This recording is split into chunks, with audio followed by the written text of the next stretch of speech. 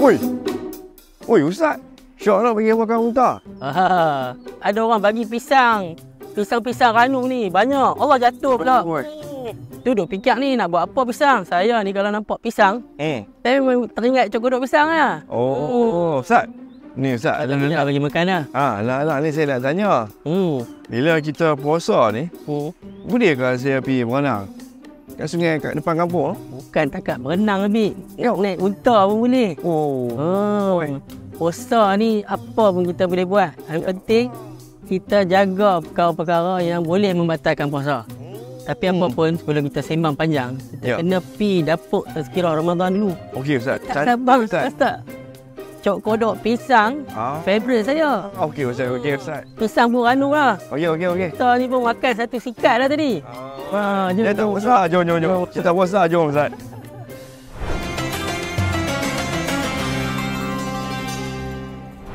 Episod ke-7 Tazkirah Ramadan. Ui Ustaz, sikit je bahan hari ni. Sebab yang kita nak buat hari ni adalah cok kodok pisang. Menu hari ni coklat pisang. Kami panggil cok pisang lah. Ada orang panggil jemput pisang. Jemput. Mudah. Tapi kalau letak je ni, tak sempat sejuk, dah hilang. Cik lah. Memang macam tu lah. Sebab ni kegemaran ramai. Dan senang nak masak. Tak payahlah coklat pisang pun beli. Dengan rasa tepung je, pisang pun tak rasa. Kan? Kalau tak puas hati, kita tengok macam mana nak masak hari ni. Okey, hari ni kita di House of Kambing juga. Dan kita akan mulakan dengan lenyek pisang ni. Pisang, tepung. Kalau saya pisang, tepung dengan gula lah.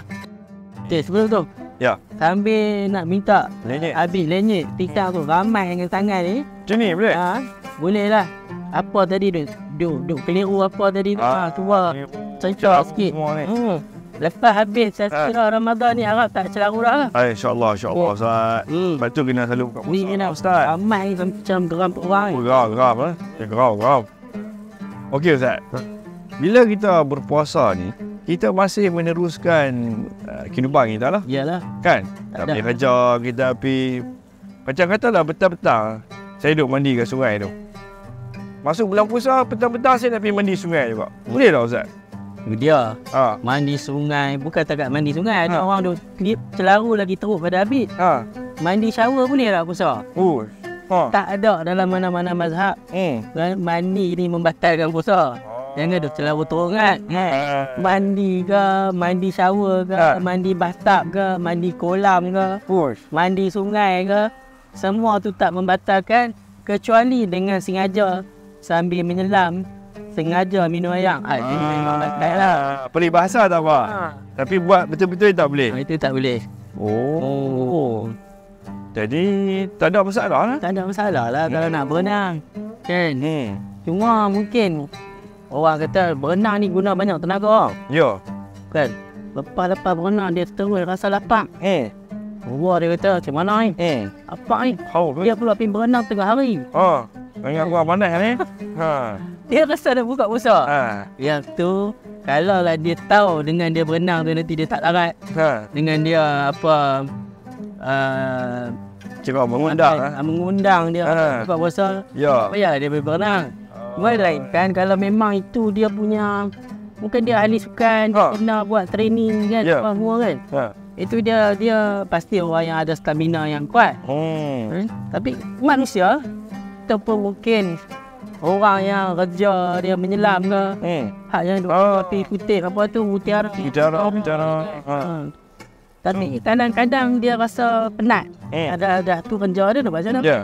Jadi dia seronok-seronok kan ni. Ada seronok. Ni kerja dia. Yang tu kalau dia dah penat sampai tak larat, sampai boleh menjejaskan dia rasa dia boleh pitam ni. Ataupun tak pitam lah. Kan? Yang tu boleh lah buka puasa. Memanglah dia boleh buka puasa. Tapi bukan boleh buka puasa lepas tu dia burn macam tu lah. Dia kena qada lah. Musafir tu pun kena qada lah. Bukannya dah tak puasa, lepas tu relax saya boleh jawab macam ni jugalah. Boleh respon ni soalan ni pasal berenang. Tapi mungkin lah ni kita tengok orang yang kerja buruh fasak kan. Buat bangunan, buat kerja tu. Masa hari biasa dia boleh berhenti minum. Buat bendang ke. Buat bendang. Kan. Kalau kerja pejabat ni lain lah. Dia tak apa angkat pen. Jadi kalau yang macam tu, kalau sampai tahap dia dah lembek, dia pun dah tak boleh dah. Kan? Buka lah orang kan. Sampai menjejaskan kesihatan kan. apa pun. Puasa ni kan untuk melahirkan hamba Allah yang bertakwa. Untuk mendekatkan diri kepada Allah Subhanahu Wa Taala. Takwa tu apa? Ialah kita tahu kita ni kita beriman dengan ghaib. Itu maksud takwa. Okay. Kita berwaspada, berhati-hati kepada Allah Subhanahu Wa Taala. Takut Allah murka. Takut Allah tak terima amal kita. Itu maksud takwa. Jadi puasa ni betul-betul nak tengok orang tu takwa tak takwa. Sebab dia je tahu dia macam mana. Dia je tahu dia larat tak larat. Tahu dia larat macam mana. Dia yang tahu dia tu keadaan macam mana. Dia je tahu kalau dia buka puasa tu. Dia kira dia dengan Tuhan tu. Jadi itulah kata puasa. Sebenarnya masing-masing kena orang dulu kata apa, tepuk dada tanya selera kan. Tepuk dada tanya iman kan. Tunjuk mana iman dia kepada Allah SWT. Kalau kadang-kadang orang tak apa lah, ustaz sembang pandai lah kan. Macam kami. Ni saya nak kata macam tu lah. Masing-masing tahu. Ustaz, InsyaAllah. Ni nak tambah tepung kan cukup? Okey. Tak rasa macam nak tambah sikit lagi tepung. Ni tadi kita makan berapa bubut? Buat banyak sikit. Saya nak berbual juga. Pula sikit. Tu ya. Bubur lah. Lah. No, good ya. Kita gaul le. Okey.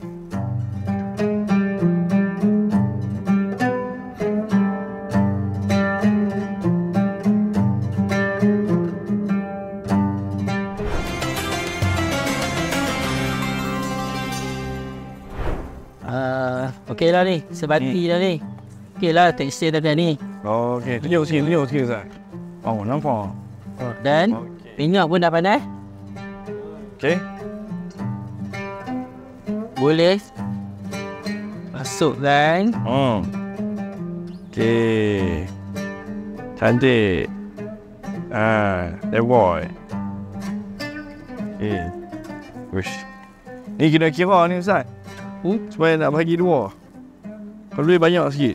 Nanti tak cukup kita makan berdua nanti. Okey Ustaz, sambil-sambil kita nak goreng. Okey sambil nak goreng. Kan? Ada lagi. Macam biasa lah, banyak keliru. Bila puasa ni saya tengok ada banyak makanan yang tak ada pada bulan lain. Ayak kasiran, segala jenis murtabak, jenis ayak, jenis kuih, berendam, tak berendam semua dah. Dia jadi pesta makanan. Kadang-kadang orang beli sampai tak cukup macam hari ni. Yang kali tak habis. Jadi apa komen Ustaz dalam ni di dalam keadaan pesta makanan ni? Saya punya komen lah. Pertama, orang yang berniaga. Saya punya nasihat. Ya, bagus orang nak cari rezeki lebih sebab nak raya kan. Betul, nak raya. Raya kan, dia berniaga cari lebih. Tapi supaya nak cari rezeki lebih tu, nak berkat, niaga tu orang kata apa? Niaga lah dengan jujur. Masak tu janganlah ala kadar. Kan, sampai tak ada rasa apa kan. Sampai macam-macam lah kan. Kelipat angin. Kita duk biasa masak. Kita tengok masakan orang, kita rasa kalau dia sendiri dia nak makan tak? Kan. Agak-agak lah kalau nak ni pun. Lepas tu dah lah jual. Harga pun boleh tahan. Kan. Jual bazar Ramadan tapi harga restoran. Kan. Jadi bagi saya itulah nasihat saya lah. Pada peniaga. Pada peniaga. Yang kedua, macam saya ni. yang membeli ni. Membeli ni pun dengan keadaan ekonomi pun barang mahal. Tambah tu yang mahal tu hak yang belum masak. Apa yang dah masak ni lagilah mahal kan. Betul, dah siap lah. Dah siap ni. Balik. Kita pilih beli patut-patut badan lah. Padan. Janganlah sampai beli keterlaluan sangat. Kita ni perut besar tu juga. Ada pun kan. Dah Ramadan dah 30 hari. Betul tak? Ya. Maksudnya bersederhana. Tapi saya kira ramai orang bersederhana lah ni. Tak ada lah sampai membazir. Sebab dia lah orang pun Bagak juga semua duk timpan duit nak raya pula kan. Ya, nak bagi duit raya lagi, baju raya lagi. Betul. So bila Ustaz dah sebut bab peniaga tu kan, kan ada yang netizen ni. Ya. Dia kata tak boleh ni beli kepada peniaga yang tak tutup aurat. Ataupun yang bukan Islam. Betul Ustaz? Kita nak beli bazar tapi beli kat depa ni. Boleh ke tak boleh? Beli kat orang bukan Islam, tak ada masalah asalkan dia halal. Ni tak ada masalah. Berjual beli dengan orang bukan Islam ni tidak ada masalah. Sedangkan Nabi SAW ni pun berurus niaga dengan orang Yahudi. Ada. Dia hukum ni satu hal lah. Kalau tanya hukum, boleh tak boleh? Boleh lah. Kan tak ada syarat pula orang yang berniaga tu kena tutup aurat ke apa ke kan. Makanan tu lah. Kira-kira dia berniaga tu dia punya, bukan dia pergi curi orang. Dia boleh lah berniaga benda tu. Kita beli pula dengan duit kita yang halal. Tak ada masalah. Berlaku pertukaran, berlaku transaksi tu. Cukup syarat semua. Sah lah jual beli tu. Cuma kalau kita preference, orang panggil kan, pilihan. Kadang kita mungkin lebih selesa nak beli kepada orang kata apa, orang yang beragama sikit kan. Secara zahir kadang tu. Kan kita tengok secara zahir, kita preference masing-masing lah. Tak ada lah mesti kata wajib ataupun haram. Dari segi hukum tak ada lah, dia tak ada efek hukum. Itu lebih kepada pilihan. Dia bukan ada apa-apa aspek hukum. Faham. Lepas saja buat ni lah, buat isu je kot. Bila kita buat ramai. Buat ramai ni semua. Jadi dia pilihan masing-masing. Itulah pilihan. Masing-masing. Itulah. Jadi kita belilah sederhana, kita pilihlah. Ikut pilihan sendiri. Selesa macam mana.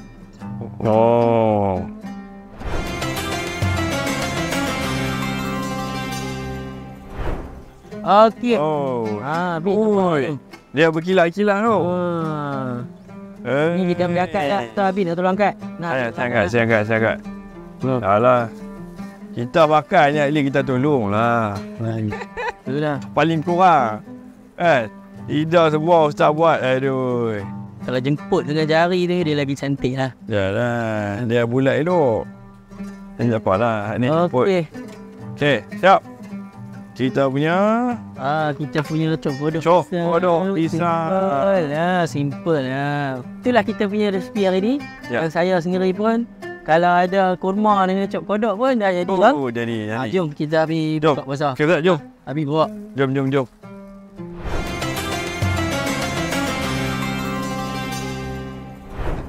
Alhamdulillah Ustaz, kita dah sampai dah masa nak berbuka.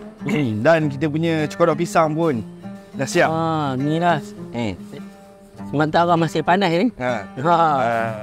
Lagi pun nak dekat buka puasa dah. Ya. Okay lah. Agak cukup lah untuk kita buka puasa. Tapi saya rasa tak cukup. Kita cuba. Ni memang favourite. Nak kena berhubung dengan Ustaz ni. Dari Ustaz hari ni pun kita dah sembang pasal macam mana kita nak berpuasa tapi meneruskan aktiviti harian. Katanya tadi pasal berenang, pergi bazar dan sebagainya. Jadi mungkin Ustaz nasihat kepada saya dan kawan-kawan. Okey, Amit dan para penonton. Puasa adalah satu ibadat yang tak sepatutnya kita jadikan alasan puasa tu untuk tak meneruskan kehidupan seharian kita. Hiduplah macam biasa. Buatlah aktiviti harian kita macam biasa. Macam bulan-bulan lain lah. Pergi kerja ke, kalau yang pelajar pergi sekolah ke kan. Kalau yang buat kerja apa, buatlah kerja ada sehari-harian. Ataupun kalau kita kata tadi macam ahli sukan. Tak kisahlah apa pun. Buatlah. Puasa sehabis kemampuan.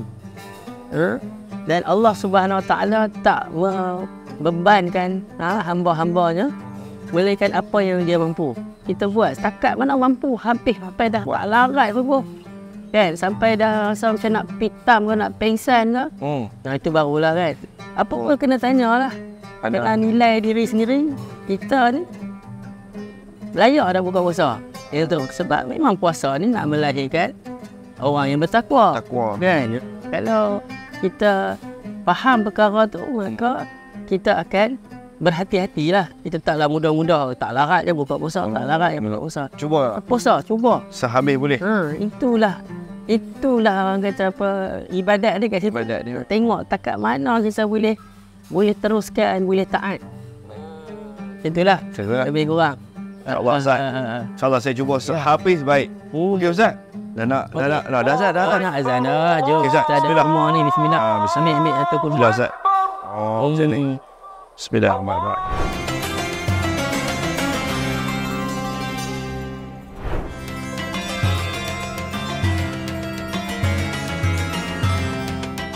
Anda mencari tempat berbuka? Datanglah ke House of Kambing. Macam-macam ada. Kambing goreng, kambing bakar, ayam dan macam-macam lagi. Harga berbaloi, rasa sedap. Jadi pastikan anda datang dan cuba House of Kambing sebagai tempat berbuka. Jadi tempah meja anda hari ini. Kalau lambat, tak dapat.